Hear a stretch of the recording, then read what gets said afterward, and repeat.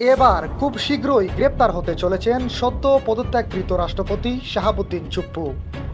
ফেসিবাদের দূষর ও ব্যাংক লুটপাটকারী চুপ্পুকে গ্রেপ্তারের আইনি প্রক্রিয়াগুলো সরকারকে চুকে আঙ্গুল দিয়ে দেখিয়ে দিলেন সুপ্রিম কোর্টের জ্যেষ্ঠ আইনজীবী অ্যাডভোকেট শিশির মনির চৌধুরী।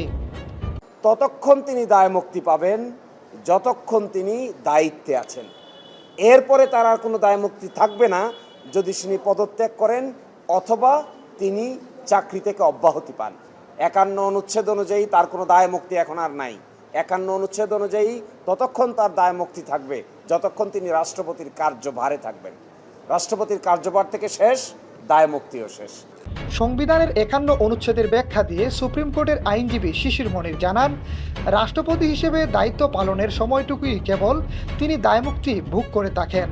তবে পদত্যাগ বা মেয়াদ শেষ হয়ে দায়িত্ব হস্তান্তরের পর আর কোনো দায়মুক্তি থাকে না।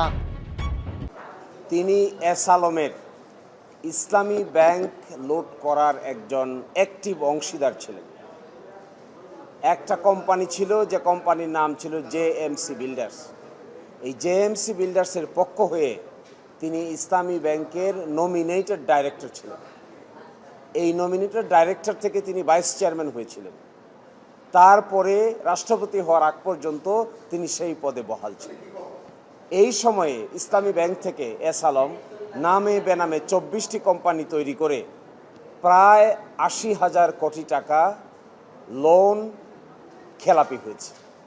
আইনজীবী আরও উল্লেখ করেন, সাবেক রাষ্ট্রপতি মোহাম্মদ শাহাবুদ্দিন জেএমসি বিল্ডার্সের মনোনীত পরিচালক হিসেবে ইসলামী ব্যাংকে যুক্ত ছিলেন এবং পরবর্তীতে ভাইস চেয়ারম্যানের দায়িত্ব পালন করেন।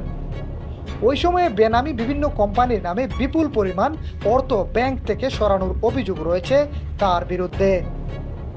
তিনি স্পষ্ট করেন যে পদে থাকা অবস্থায় বিএফআইইউ তদন্ত প্রতিবেদন কিংবা অন্যান্য আইনি প্রক্রিয়ায় নাম না এলেও পদ ছাড়ার সাথে সাথেই যে কোনো আর্থিক অনিয়ম বা দুর্নীতি প্রক্রিয়ায় জড়িত থাকার দায়ে আইনগত পদক্ষেপ নেওয়ার সুযোগ অবশ্যই রয়েছে। ৫১ অনুচ্ছেদ অনুযায়ী তার কোনো দায়মুক্তি এখন আর নাই। ৫১ অনুচ্ছেদ অনুযায়ী ততক্ষণ তার দায়মুক্তি থাকবে যতক্ষণ তিনি রাষ্ট্রপতির কার্যভারে থাকবেন। রাষ্ট্রপতির কার্যভার থেকে শেষ, দায়মুক্তিও শেষ।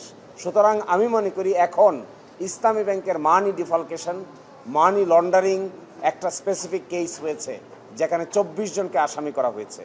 আমার বিবেচনায় এই রাষ্ট্রপতি সাহেবও তৎকালীন দিনের মানি ডিফালকেশন প্রক্রিয়ার অংশীদার, এসালমের অ্যাক্টিভ পার্টিসিপেন্ট।